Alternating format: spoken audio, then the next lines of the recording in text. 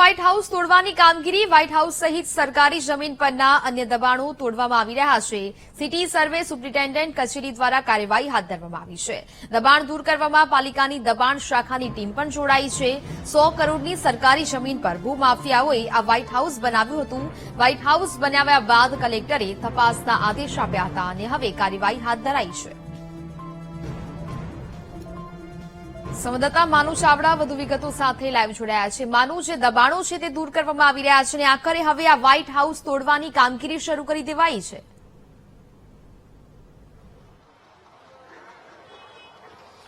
નેહા, વડોદરાના દંતેશ્વર વિસ્તારમાં ગૌચરની જમીન જે પચાવી પાડી હતી, સંજયસિંહ પરમાર એમને આ જમીન પોતાના નામે કરાવી લીધી અને અહીંયા આલિશાન 3 માળનું વ્હાઇટ હાઉસ બનાવવામાં આવ્યું। કદાચ સંજયસિંહ પરમારને ખબર પણ નહીં હોય કે આ હાલત થવાની છે। આજે આ વ્હાઇટ હાઉસ તોડી પાડવાની કામગીરી છે અત્યારે કલેક્ટર કચેરી દ્વારા શરૂ કરવામાં આવી છે અને વ્હાઇટ હાઉસને તોડવા માટેની કામગીરી કરવામાં આવનાર છે। હું વ્હાઇટ હાઉસના દ્રશ્યો દેખાડતા પહેલા એસડીએમ સાહેબ છે એમની સાથે વાત કરવાનો પ્રયત્ન કરું। શું કહી રહ્યા છે એસડીએમ સાહેબ?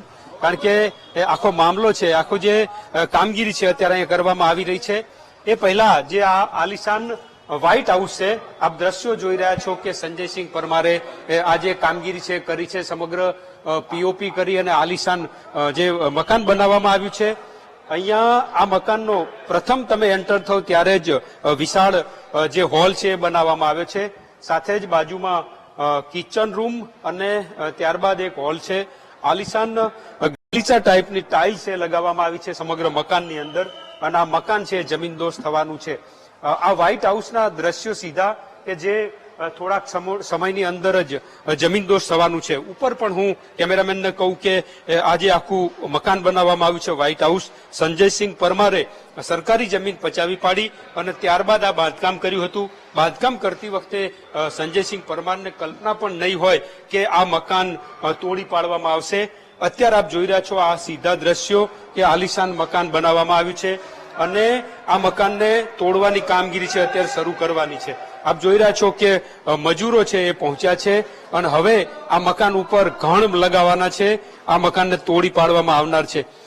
જે મજૂરો છે એ અત્યારે પહોંચ્યા છે આ મકાન તોડવા માટે અને આ મકાન તોડવાની કામગીરી શરૂ કરાશે। આલિશાન મકાન બનાવવામાં આવ્યું છે પરંતુ હવે કલેક્ટર કચેરીના તંત્ર દ્વારા આ કામગીરી છે શરૂ કરવામાં આવી રહી છે। આ મકાન એટલું ભવ્ય બનાવવામાં આવ્યું હતું કે આ દ્રશ્યો આપ જોઈ રહ્યા છો કે સંજયસિંહ પરમારે કલ્પના પણ નહીં કરી હોય કે આ જે હું પ્રોપર્ટી ઊભી કરી રહ્યો છું એ એક દિવસ કાટમાળમાં ફરી જવાની છે। એ પ્રકારની અત્યારે કામગીરી ચાલી રહી છે। મામલો એ છે કે સરકારી જમીન ઉપર દોડો રાખવો જોઈએ, કારણ કે આ પ્રકારની પ્રવૃત્તિ કરશો તો સરકાર ક્યારે ચલાવી નહીં લે, એક પ્રકારનો આ સંદેશ છે। બાથરૂમ જે બનાવવામાં આવ્યું છે, આલિશાન ટાઇલ્સ લગાડી અને આ બાથરૂમ બનાવ્યું હતું। આવા 5 થી વધારે બાથરૂમ બનાવવામાં આવ્યા છે। આ ઉપરાંત તમામ રૂમની અંદર આલિશાન પીઓપી કરવામાં આવ્યું છે। એટલે સંજયસિંહે જે રીતે 100 કરોડ રૂપિયાની સરકારી જમીન પચાવી પાડી અને એ જમીન પચી ન શકી એવું કહી શકાય, કારણ કે જે રીતે અત્યારે કામગીરી કરવામાં આવી રહી છે, સમગ્ર આ બિલ્ડિંગ છે તોડવાની અત્યારે કામગીરી શરૂ કરવામાં આવી છે।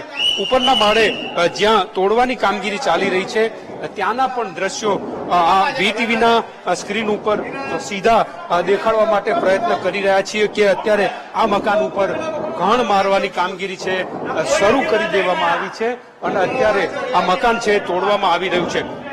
સરકારી જમીન જો તમે પચાવી પાડો છો તો કેવી હાલત થઈ શકે એ આ દ્રશ્યો આ આલિશાન મકાન ઉપરથી આપ જોઈ રહ્યા છો, કારણ કે સરકારમાં એટલે કે કલેક્ટર કચેરીમાં લેન્ડ ગ્રેબિંગનો ગુનો દાખલ થયો અને ત્યારબાદ આ જે સમગ્ર કાર્યવાહી છે કરવામાં આવી।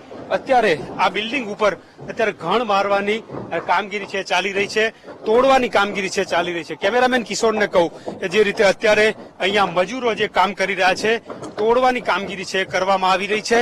આ વ્હાઇટ હાઉસ તોડવા માટે અત્યારે કામગીરી શરૂ કરવામાં આવી છે અને વ્હાઇટ હાઉસ ઉપર અત્યારે ઘણ મારવામાં આવી રહ્યા છે।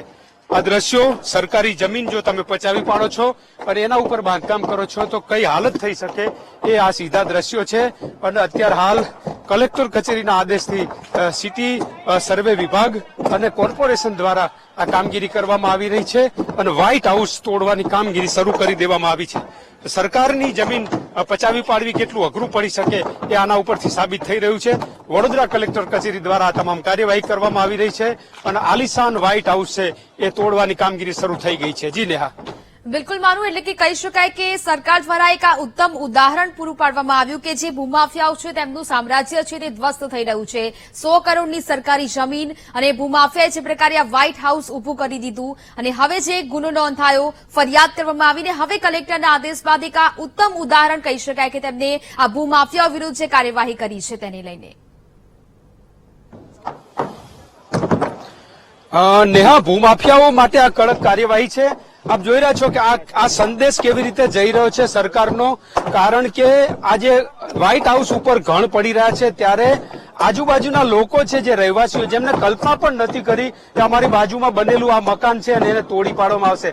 લોકો આ સ્થળને કેમેરામાં કંડારવા માટે વિડીયો ઉતારી રહ્યા છે. સતત તમામ તરફથી લોકો છે વિડીયો ઉતારી અને અત્યારે આ જે સમગ્ર ઘટના છે એને પોતાના કેમેરામાં કંડારી રહ્યા છે. આ લોકોએ કલ્પના પણ નહીં કરી હોય કે આવું આલિશાન મકાન છે એક દિવસ તોડી દેવામાં આવશે. આ કાર્યવાહી થઈ રહી છે ત્યારે એક સ્પષ્ટ રીતે સંદેશ છે કે જો સરકારી જમીન પચાવી પાડશો તો આવી કાર્યવાહી થઈ શકે. વ્હાઇટ હાઉસ ઉપર અત્યારે જયારે ઘણ પડી રહ્યા છે ત્યારે એક પ્રકારે આ સરકારનો ઘણ છે, લેન્ડ ગ્રેબિંગ કરનાર જમીન માફિયાઓ છે એમના ઉપર આ ઘણ વરસી રહ્યા છે એવું કહી શકાય. કારણ કે જો સરકારી જમીન પચાવી પાડશો તો છેવટે આવી હાલત થવાની છે. અત્યારે દંતેશ્વર વિસ્તારની આ 100 કરોડ રૂપિયાની ગૌચરની જમીન જે ગાય માતા માટે સરકારે રાખેલી એ જમીન ઉપર આ બાંધકામ કર્યું અને અત્યારે આ ઘણ છે પાડવામાં આવી રહ્યા છે, ઘણ મારવામાં આવી રહ્યા છે અને આ વ્હાઇટ હાઉસ છે તૂટી રહ્યું છે. છેવટે આ સરકારે કાર્યવાહી કરી છે અને ગૌચરની જમીન જે પચાવી પાડનાર લોકો છે એમના વિરુદ્ધમાં કાર્યવાહી છે. કેટલાક લોકોએ દસ્તાવેજ કર્યા હતા એ પણ રદ થઈ ગયા, પોતાની મૂડી ડૂબાઈ ગઈ. એટલે સરકારી જમીન પચાવી પાડવી એક ગુનો છે અને એના વિરુદ્ધમાં વહેલા કે મોડા કાર્યવાહી થાય છે એવો આ દાખલો જોવા મળી રહ્યો છે. નેહા. બિલકુલ માનું, વિગતો સાથે જોડાયા આપ તે બદલ આપનો ખૂબ ખૂબ આભાર. તો હાલ તો આ કાર્યવાહી શરૂ કરી દેવામાં આવી છે.